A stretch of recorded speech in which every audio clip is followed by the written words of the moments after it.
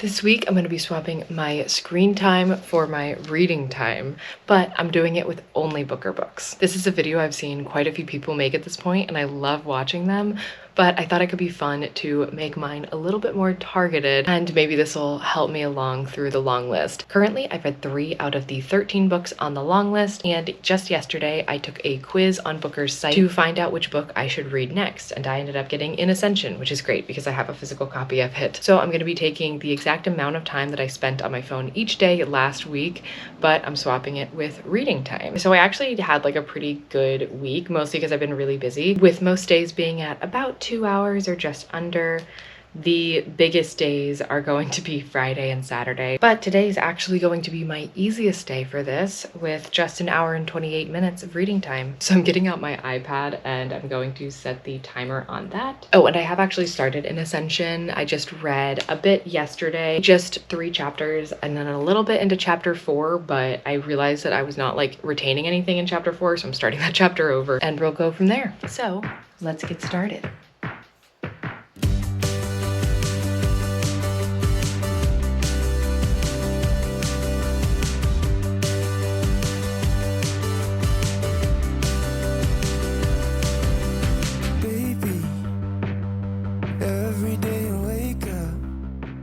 Well, that is day 1 in the books. I've read about 85 to 90 pages, I think. I can't remember exactly where I started today. I think that that's pretty good. I don't know. I feel like I'm really gonna be showing how slowly I read, since you'll know the exact amount of time I spent reading and how much I read every day. But that's a good chunk of In Ascension done. I can't believe this is the easiest day because it still feels like I spent a long time reading. How I'm feeling about the book. I am really liking it. I'm so happy that I'm liking it. This follows Lee, who had an abusive father that, you know, wasn't just hard in those moments, but really impacted her outside of those moments, and same with her sister, and also impacted her relationship with her mom, and her sister's relationship with her mom, her relationship with her sister, all around just an awful childhood to have.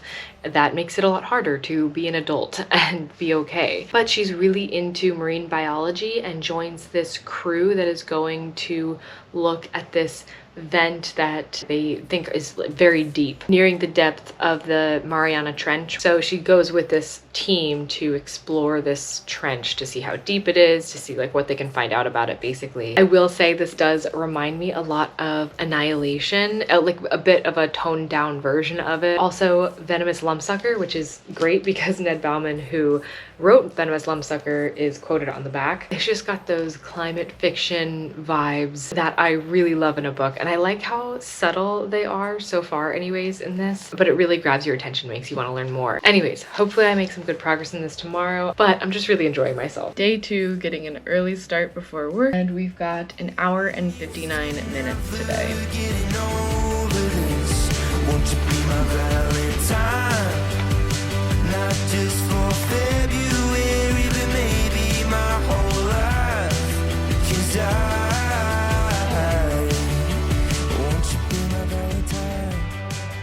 Okay, so day 2 done. So I am now 272 pages in, which is really good. That's past halfway. So making progress in this book way faster than I thought that I would. I mean, before knowing that I was going to be doing it for this video, and I'm still really enjoying it. I still think the first part was my favorite. I think I just really liked the setting of the ship, but there's a lot more intrigue, I guess, now, at least scientific intrigue. Well, I don't know. There was a lot of scientific intrigue in the first part. I guess it's just different scientific intrigue. Maybe I like deep sea books more than I like space books. That can't be true, but maybe it is. So I'm now in part 3 of 5 total parts. Datura was the second part, and that was a lot of like prepping for this, what seems like the main part of the story, just based off of the synopsis. It's at least like the farthest the synopsis gets, where we're starting to talk a little bit more about space. I don't think I've talked about the writing yet, but I am loving the writing, and so I feel like I should say that. Also, there's this wonderful quote. It's kind of long, so bear with me. Everyone should be missed when they are not right there with you because of what they carry. This very distinct way they have of bearing themselves that is like no one else,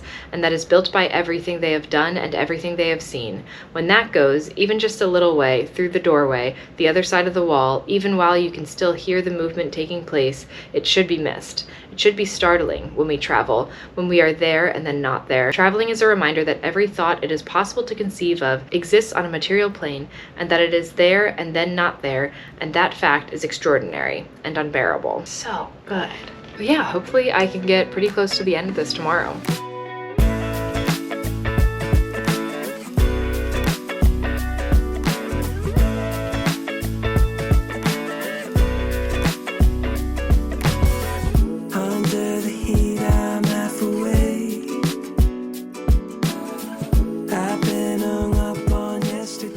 Mad angle, but Scout just decided to go up onto my lap and I don't want to reposition myself. Finished day 3 and I'm about 75% of the way through now. Still really liking it. I really liked how it kind of dives into the psychology of people going through experimentation where they don't have access to other people, or they're like more in an enclosed space, or they're interacting with the same people every day. And I think I'm realizing that I like books that are set within like lab environments. It still definitely gives me Annihilation and Venomous Lumpsucker vibes, even like a little bit of like the Martian and Project Hail Mary, although not nearly that like jam-packed with stuff going on. It's a lot slower paced, but it would be like if somebody took those books and then like dialed up the talk about like what they're doing with science, what the space looks like, and just like getting more into the psychology behind it, which is really, really cool. Different techniques for when to plan certain things to help people mentally that are in a situation where they can't,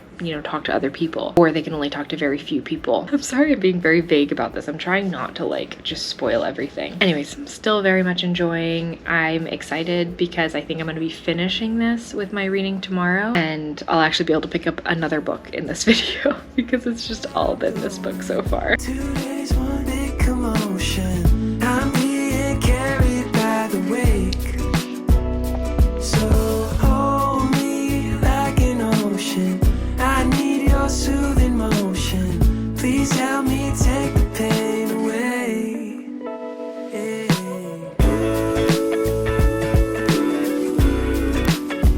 No way to change, no way to change our yesterday. This may be the only spot I ever update from, but it's where I happen to finish every day of reading. And speaking of finishing something, I finished an Ascension just barely before the time ran out. So good. So good. I love this book. I really do. I'm still gathering my thoughts on it because I literally just finished it. That being said, I don't know what to say about it that I haven't already said. That's not also just like commentary on the ending. But I will say that I loved like the direction that it went in. Oh, hi Klaus. I feel like every portion of the book was really strong. I think my favorite parts were Endeavor, which is the first one, and then the last one, Ascension. Those two like were my absolute favorites, but I think the whole thing was like really strong. Now I'm going to be moving on to All the Little Bird Hearts. So far I've read literally 2 pages, 3 pages. I'm interested in it, but I think that mostly that right now is still the synopsis. It didn't get like a full read on the writing style, but it seems good. So I'll probably have a lot more to say about this after reading it for 2 hours tomorrow.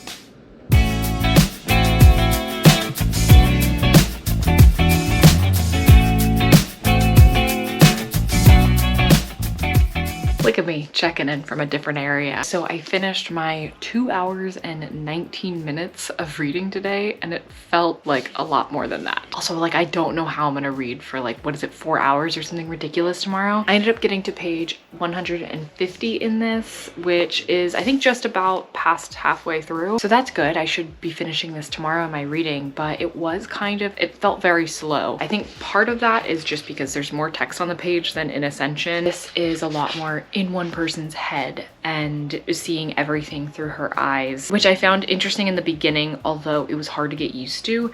And then once I got used to it, I didn't find it as interesting anymore. So I don't know what that says. But this is about Sunday Forrester, who lives with her daughter, who is 16 years old, Dolly. And then they have neighbors who move in next door, Vita and Rollo maybe. Right away Vita takes like this strong interest in Sunday, and it feels like we've seen this kind of story a lot. I feel like the comparison I can most quickly make to it is Cursed Bread by Sophie Macintosh, which had a friendship between two female characters, and one was kind of like this bland everyday person, and then the other one just like comes into town and she's kind of like glitz and glamour, not necessarily in like the way she dresses, although sometimes, but just like so comfortable in herself and so ready to believe that everybody just like loves her, and she's just got this like confidence and this air about her. Her aura is just like something you want to be around. So it's kind of like that relationship between Sunday and Vita, although it seems like Sunday might be on the spectrum a little bit, because I think she's got a bit of like hyperfixation on specifically this etiquette book that she keeps referring back to, and also Sicilian folklore, but she's also very specific about the foods that she eats. But having Vita and Rollo, I should really look up how to pronounce his name, having them be her new neighbors, and they're like inviting her to, and her daughter to like dinner parties and stuff, she's starting to branch out a little bit more. And then there's like this weird thing where Vita and Rollo seem to really like Dolly and want her to hang around a lot. That's kind of the overall dynamic. I did find it really interesting reading from Sunday's perspective at the beginning. I think if there was like a short story that was just from her perspective, I would like start to end love it, but it does get a bit tiresome to be in after a while, and I think that that's where I'm struggling more.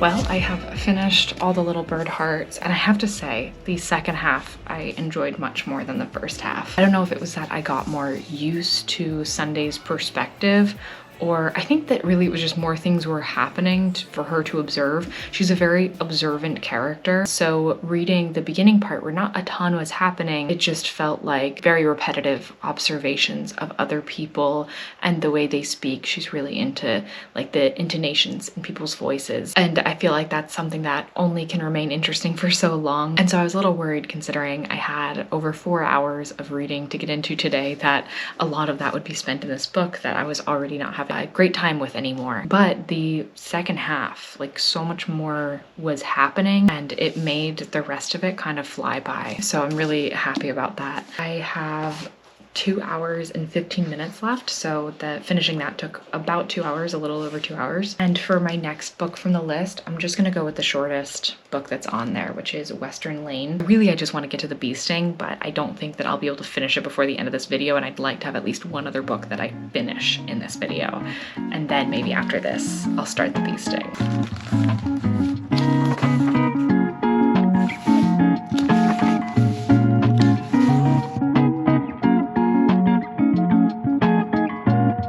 Okay, I did it. I finished 4 hours and 19 minutes of reading. That was so much. I don't know how people do 24-hour reading challenges, but it's crazy because I completely finished all the Little Bird Hearts, which was just another half. I already talked about this one. And then I read all of Western Lane, and I don't even know what to think about it because it felt so short. I think especially because I just like read it in one sitting. Yeah, I don't know. I don't really have a ton of thoughts about it. I think I'm gonna have to read some reviews on it. I did find it interesting how the main character, she's got 2 siblings, and then her father, their mothers passed away, and she kind of like talks on behalf of her siblings, which I thought was very interesting, that whenever they would be together, she would use like, we noticed this thing, or we figured because our dad said this way that he meant this, which, you know, it's not just like little things, it's like full thought patterns that she is assigning to not only herself, but also her siblings. So I thought that that was kind of interesting. Honestly, it feels like I just started this, so I feel like I don't know it yet, even though I've read the entire thing. I did like her relationship or friendship with Jed.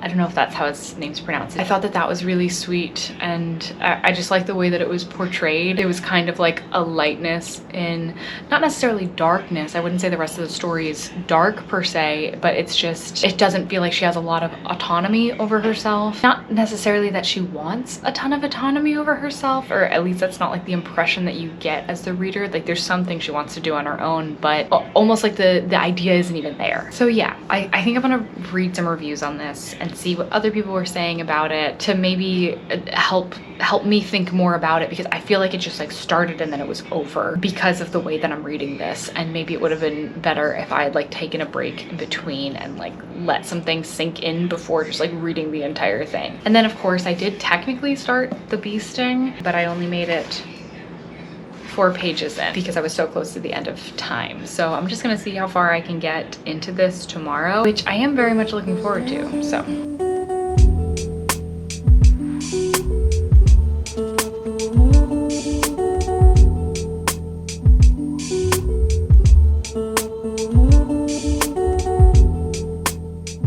Okay, this may look a little different than every other clip that I have filmed for this video. That's because I already had my camera set up because I was filming something else.